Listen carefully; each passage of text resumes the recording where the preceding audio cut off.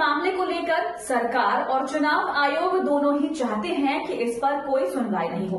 अगर राजनीतिक दलों के मन में कोई संदेह है तो वो बना रहे।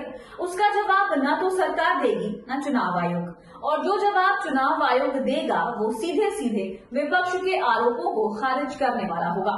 लेकिन विपक्ष जो सवाल कर रहा है उसका जवाब नहीं दिया जाएगा। विपक्ष की तरफ से लगातार इसी तरह के आरोप लगाए जा रहे हैं। कांग्रेस का तो कहना है कि हमारे जो सवाल हैं उनके जवाब ही नहीं दिए जा रहे हैं। हालत ये है कि चुनाव आयोग मिलने का समय देने पर भी विपक्ष के नेताओं पर एहसान जता देता है, जबकि चुनाव आयोग की ये ड्यूटी है कि अगर चुनाव की निष्पक्षता पर सवाल उठ रहे हैं, अगर देश ये मान रहा है कि चुनाव में धांधली हो रही है, तो चुनाव आयोग को इस तरह की भ्रांतियां अगर हैं तो उसे दूर करना चाहिए। लेकिन चुनाव आयोग तो कुछ और ही फैसले कर लेता है। जो आदेश सरकार की तरफ से होता है उसी आदेश को चुनाव आयोग सुना देता है। यहाँ सबसे ज्यादा सवालों में ईवीएम बनी हुई है। पूरे दिन काम करने के बावजूद इसकी करीब 10% ईवीएम ऐसे सामने आ जाती है जिनकी बैटरी डिस्चार्ज नहीं होती है, और इंडिया गठबंधन का दावा है कि जिन ईवीएम की बैटरी डिस्चार्ज नहीं होती है उनमें बीजेपी 100% जीतती है।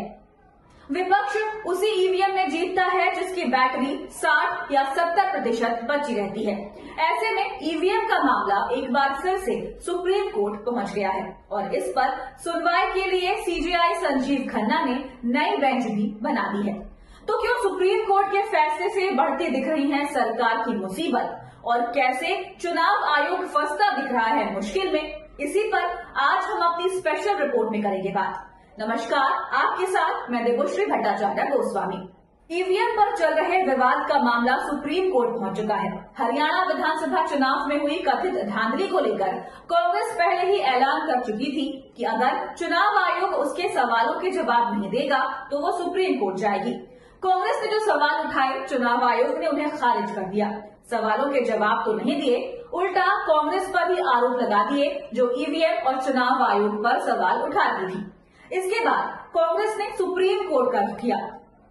दरअसल कांग्रेस का दावा है कि जो कमियां या ये कहें कि जो कथित धांधलियां हरियाणा विधानसभा चुनाव में देखी गई, महाराष्ट्र में भी उसी को दोहराया गया, और दोनों ही जगह एक ही जैसा परिणाम सामने आया, यानी दोनों ही जगह बीजेपी को जीत मिल गई। ऐसे में कांग्रेस की तरफ से इन चुनाव परिणामों को सुप्रीम कोर्ट में चुनौती दी गई थी।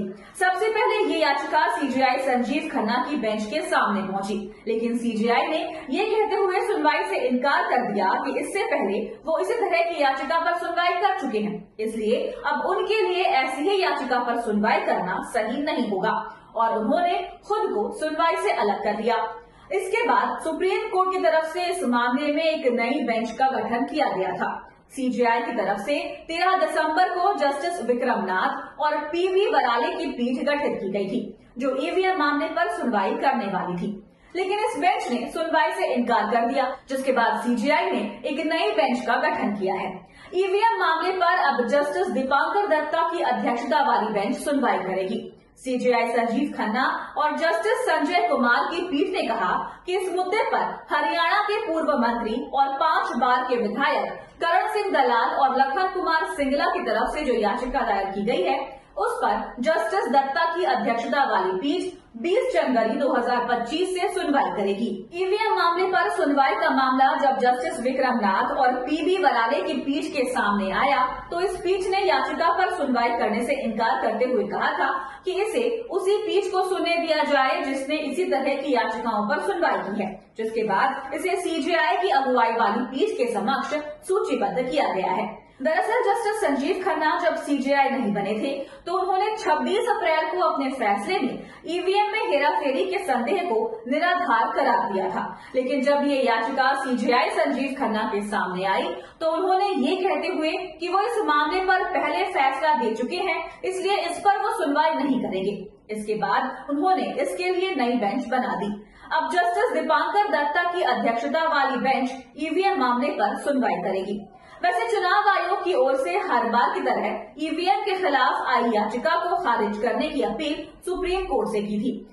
लेकिन सुप्रीम कोर्ट ने चुनाव आयोग की दलीलों को स्वीकार नहीं किया। वैसे आपको बता दें कि 26 अप्रैल को अपने फैसले में सर्वोच्च न्यायालय ने ईवीएम में हेराफेरी के संदेह को निराधार करार दिया था, इसलिए इस पर वो सुनवाई नहीं करेंगे। इसके बाद उन्होंने इसके लिए नई बेंच बना दी। अब जस्टिस दीपांकर दत्ता की अध्यक्षता वाली बेंच ईवीएम मामले पर सुनवाई करेगी। वैसे चुनाव आयोग की ओर से हर बार की तरह ईवीएम के खिलाफ आई याचिका को खारिज करने की अपील सुप्रीम कोर्ट से की थी। चुनाव आयोग की तरफ से पेश हुए वकील मनिंदर सिंह ने दलील दी कि इसी तरह की याचिकाएं पहले भी खारिज की जा चुकी हैं, इसलिए ये याचिका भी सुनवाई योग्य नहीं है। लेकिन सुप्रीम कोर्ट ने चुनाव आयोग की दलीलों को स्वीकार नहीं किया। वैसे आपको बता दें कि 26 अप्रैल को अपने फैसले में सर्वोच्च न्यायालय ने ईवीएम में हेराफेरी के संदेह को निराधार करार दिया था, लेकिन सुप्रीम कोर्ट ने चुनाव परिणामों में दूसरे और तीसरे स्थान पर आने वाले असफल उम्मीदवारों के लिए एक रास्ता खोल दिया।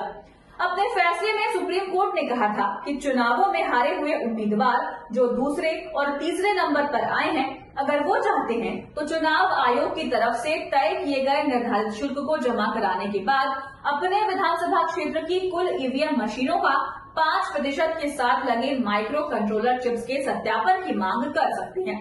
इसके साथ ही इन मशीनों में डाले गए वीवीपैट पर्ची के वोट भी गिने जाएंगे।